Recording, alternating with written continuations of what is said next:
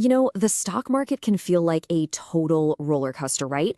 One minute you're soaring on a hot tip, the next you're plunging into uncertainty. So, how do you make sure you're on the ride that actually builds wealth and not the one that just, destroys it? I mean, just look at this. On one side, you've got a company like Eicher Motors. It delivered, get this, a 104% compounded annual growth rate. That's just mind blowing wealth creation. And then you've got the other side of the coin, Sizzlon Energy. It just wiped out portfolios with a negative 30% return each year over a similar period. Wow. Two stocks, but they're in completely different universes. So what makes the difference? How do you spot the winners and avoid the losers? Well, that is the big question, and it's exactly what we're going to tackle right now. For so many people, the market feels just like a giant casino, doesn't it? You hear a hot tip, you put your money down, pull the lever, and just hope for the best. It's a thrill for sure, but let's be honest, without a real strategy, it's just pure gambling. And that really gets to the heart of a huge distinction. Are you a speculator or are you an investor? See, speculators are basically trying to guess where the price is headed next. It's like they're staring into a crystal ball, hoping to predict the future. But investors? They're playing a totally different game.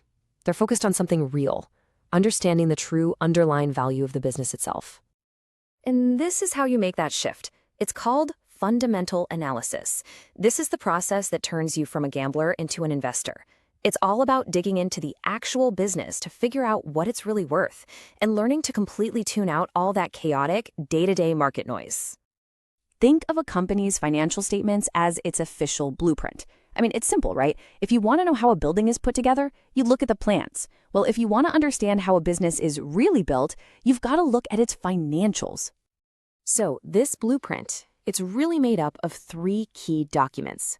Think of them like three different health reports you'd get from a doctor. You need all three to get the full picture. We're talking about the profit and loss statement, the balance sheet, and the cash flow statement. All right, first up, the profit and loss statement, or P&L. The absolute best way to think about this is like the company's report card for the year. It shows you all the money it brought in, then it subtracts all the money it spent, and at the end, it tells you, plain and simple, did this company actually make a profit? Okay, next we have the balance sheet.